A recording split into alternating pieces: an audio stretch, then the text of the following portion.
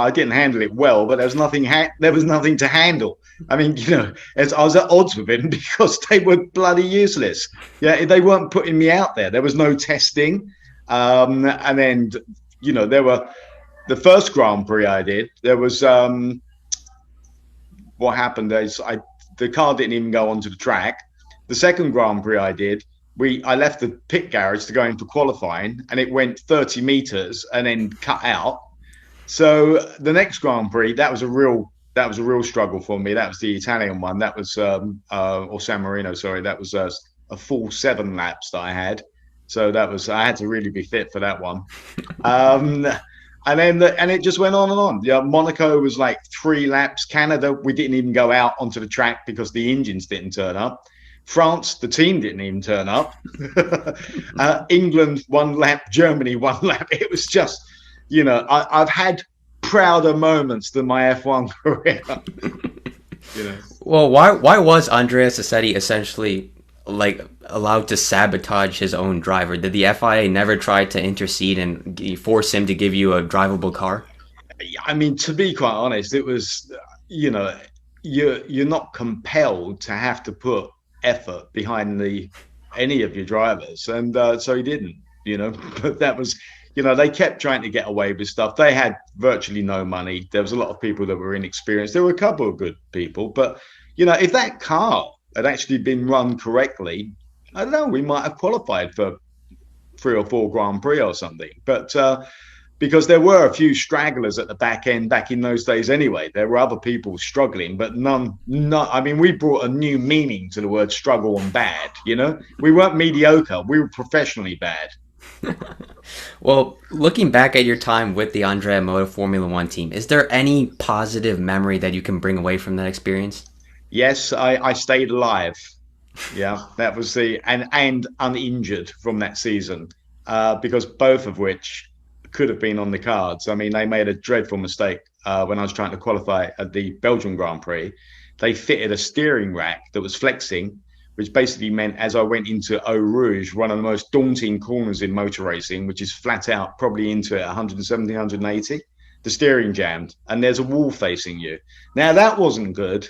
Now, luckily enough, I've sensed it tighten as I turned in. So I absolutely hit the brakes immediately. Some of the downforce, even our car had downforce, some of the downforce off the front came up and just allowed me to turn the wheel enough. This all happened inside 1 second, So if I hadn't been able to do that, I think they'd still be digging me out the wall. It would have gone that deep in. Well, you've mentioned my book, and when we first published it, we had a big launch party in London, actually just opposite the Ritz. It was at an Audi dealership, and I was driving for Audi at the time, or racing for Audi at the time, pardon me.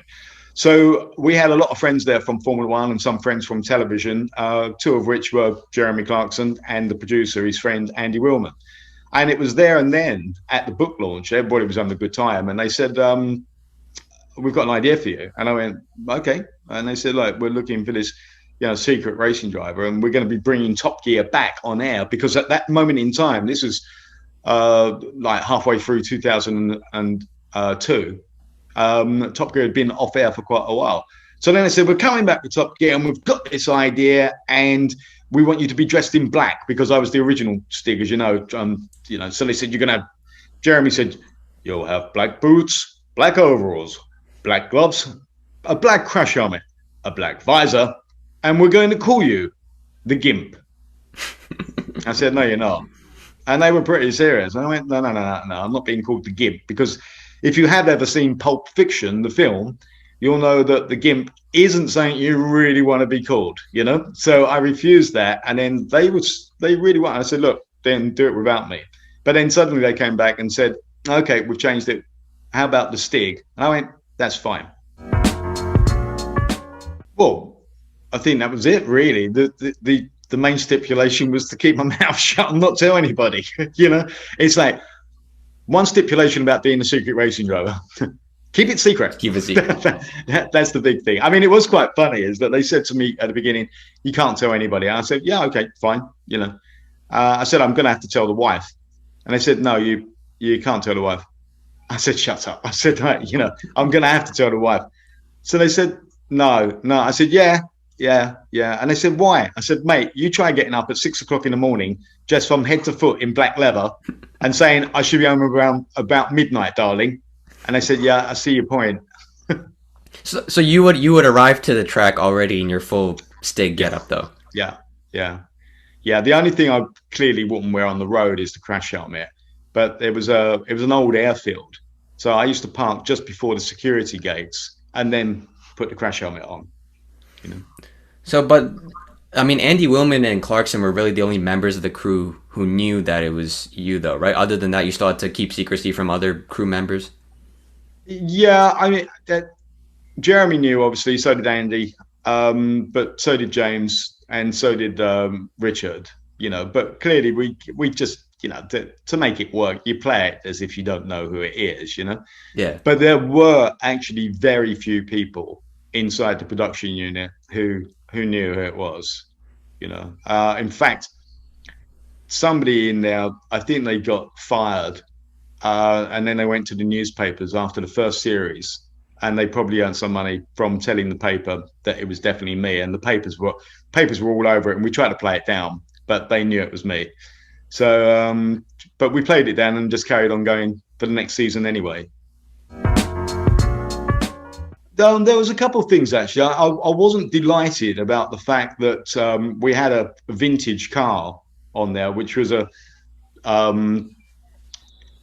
what was it? It was the Aston. It was a classic car that had been raced at Le Mans by Duncan Hamilton, and that's now owned by his son, who's a car dealer. And then after the show, he'd gone to the press saying that I'd wrecked the drive shafts and I'd wrecked the brakes and I'd been a real hooligan. And then there's a respected journalist in motor racing who actually carried the story. Now, he should have known better than that, and he should have phoned me, you know. And I phoned him up after this story came out about all this because I was livid about this. But of course, because they've put in Perry McCarthy, the Stig, as wrecked this thing, then the BBC still wouldn't defend me to confirm it because then it confirms I'm the Stig. So I wasn't too happy about that either, you know. So that was going bang. As I said before, I had thought I might like to be a presenter, but that certainly wasn't happening because the team they had was, really great. James, Richard, and Jeremy, and they were really going to be going nowhere. So there was no opportunity there. And the other thing was, I was riding for Audi at that time, and Audi were very generous. But I was testing, I was training, I was traveling, and the BBC really did not want to know about altering my contract on what I wanted to be paid to do this. So suddenly there was just very little attraction all the way around about me staying there. So I just said, okay, I don't want to know. And as I said to you, they went, okay. And they felt that anyway. So that was it. Didn't you try to make like a few attempts to maybe do some merchandising with Stig or something like that to find your own way? Sure. Yeah, no, but I took that to the BBC and I said, look, you're losing out here on income because we should merchandise the Stig. And I said that could be a way that gives me the proper remuneration that I was used to as a racing driver.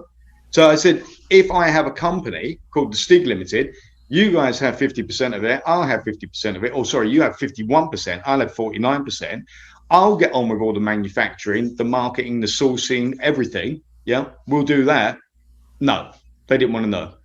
And then it took them. So that was another thing where I just went, there's just no room here to move. So that was it. So there was I think that pretty much sums it up, to be quite frank. And it took them years before they did start monetizing the Stig character, as they should have done from the beginning.